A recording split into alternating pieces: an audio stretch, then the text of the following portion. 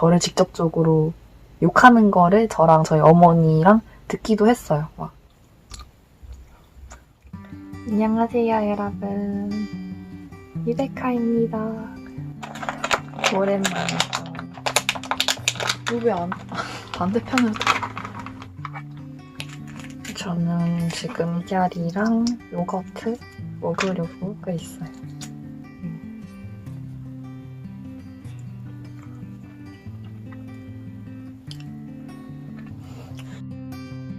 맛있어요. 크게 안 달고 딱 적당히 달아서 요새 되게 좋아해요. 영상을 엄청 좀 오랜만에 찍는 것 같은데 너무 바빠가지고 영상을 찍을 시간이 잘 없었어요. 찍어야 할 건 엄청 많은데 시간이 너무 안 나는 거예요.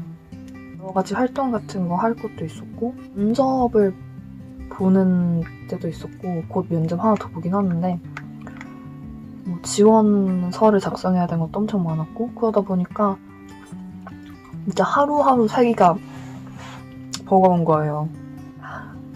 제가 오늘 카메라를 킨 이유는 댓글로 되게 많이 물어보시는 내용이 있었어요.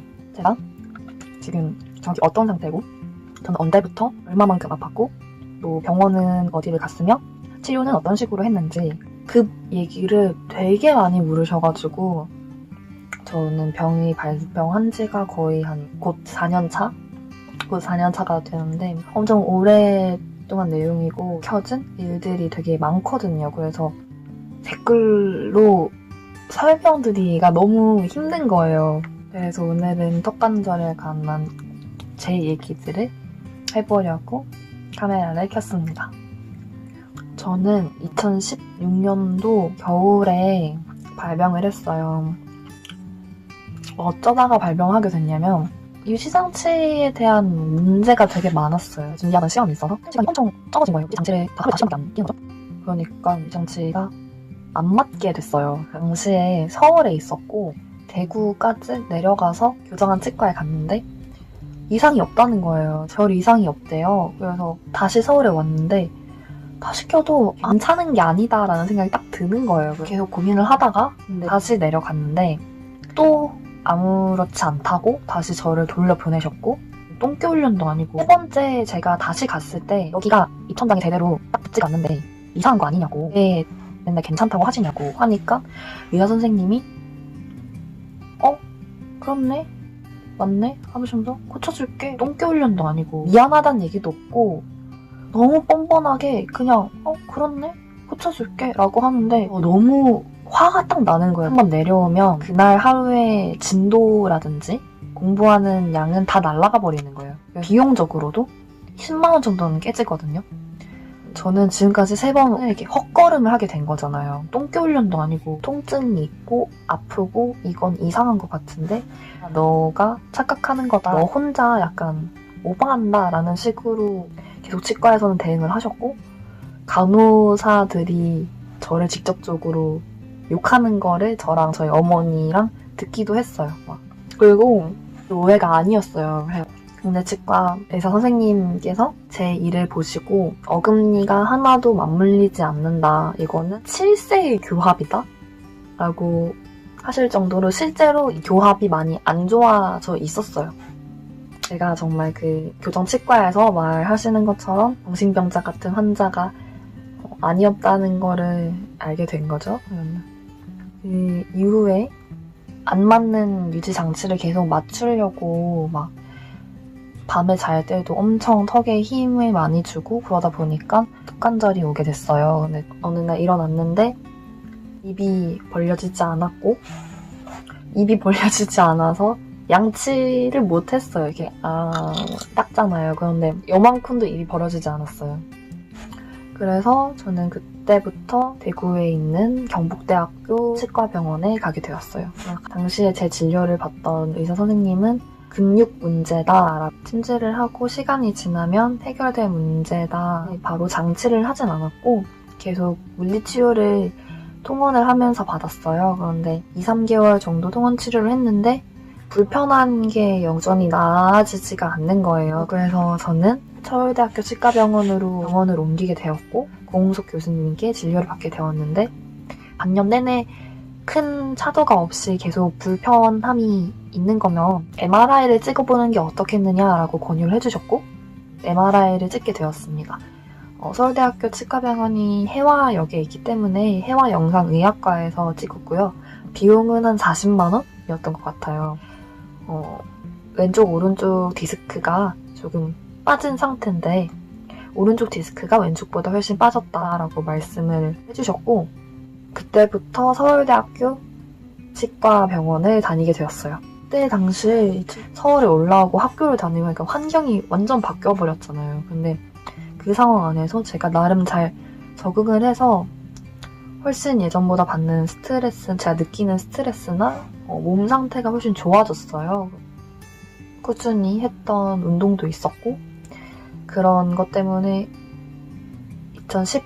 2017년도 3월에 교수님께서 이제 병원에 그만 와도 되겠다. 불편한 게 있으면 그때 다시 와라. 이제는 더 이상 검진을 받으러 오지 않아도 된다라고 말씀하실 정도로 많이 상태가 호전이 됐었어요. 그런데 제가 마음대로 할 수 없는 부분이라서 그런지 일을 가는 습관이 생겼어요. 너무 일을 많이 갈고 다시 턱도 많이 아파지고 그래서 병원을 다시 가야겠다라고 마음을 먹게 되었고 다시 병원 진료를 잡으려고 했는데 여러분 대학병원 교수님들께 진료를 받으시려면 적어도 2달? 최대 한 3-4달 전에 미리 예약을 해야 해요. 그래서 제가 지금 아프면 저는 3달 뒤에 교수님을 뵐 수 있는 거죠. 그래서 저는 지금 아파서 병원에 가고 싶은데 교수님을 3달 뒤에 보면 더 안 좋아질 수도 있고 지금 내가 아픈데 3달 뒤에 봐서 뭐해? 라는 생각이 드는 거예요.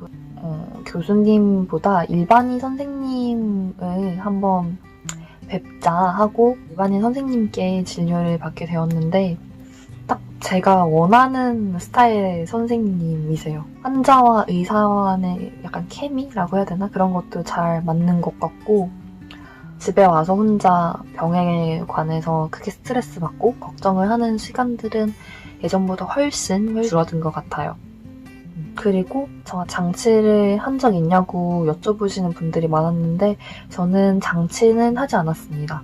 이번에 그 일반의 선생님이 어깨나 목 뭉침이라든지 턱 아픔이 심하면 스플린트를 한번 고려해보라 라고 권유를 해주셨는데 제가 계속 좀 버텼어요.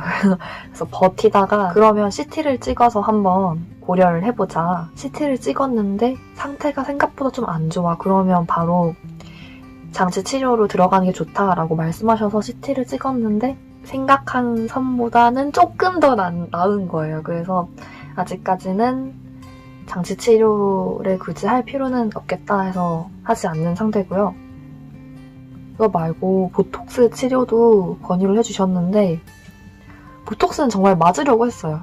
제가 유튜브를 시작하고 나서 화면에 이렇게 얼굴이 나오게 됐잖아요. 그런데 보톡스를 잘못 맞게 되면 이게 얼굴 살이라든지 그런 부분이 좀 빠지게 되어서 좀 많이 예뻐 보인다는 거예요. 그래서 네가 뭐 연예인이야? 라고 생각할 수도 있으시겠지만 이렇게 보톡스의 효과보다 보톡스를 맞고 나서 저의 그 스트레스가 더 걱정이 되는 거예요. 그래서 아직 맞진 못했어요. 그런데 보톡스는 한번 맞을 것 같거든요. 제가 최대한 부작용이 없는 곳을 찾아서 맞게 되면 영상으로 꼭 남길게요. 이렇게 길게 찍으려고 생각은 안 했는데 길게 찍게 되었네요.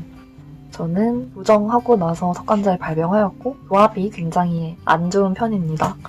대구에 있는 경북대 병원을 다녔고 서울에 있는 서울대병원 고홍석 교수님께 진료를 받고 MRI를 찍었는데 양쪽 디스크가 빠진 상태고 호전이 되었다가 이갈이를 하면서 다시 턱관절 증상들이 재발을 했다. 그리고 지금은 일반인 선생님께 진료를 받고 있고 장치 치료는 해본 적이 없다. 하지만 보톡스는 맞아볼 계획이 있다. 라고 말씀을 드릴 수 있겠습니다. 제가 제가 올린 영상들 봐주시고 질문도 해주시고 댓글로 응원도 많이 해주시고 그런 거 생각하면 앞으로도 좋은 영상 찍으려고 노력하는 유베카가 되겠습니다. 그럼 오늘도 제 영상 봐주셔서 너무너무 감사드립니다. 다음 영상도 기대되시고 오늘 본 영상도 마음에 드셨다면 좋아요와 구독하기 한번 눌러주세요. 여러분 감사해요.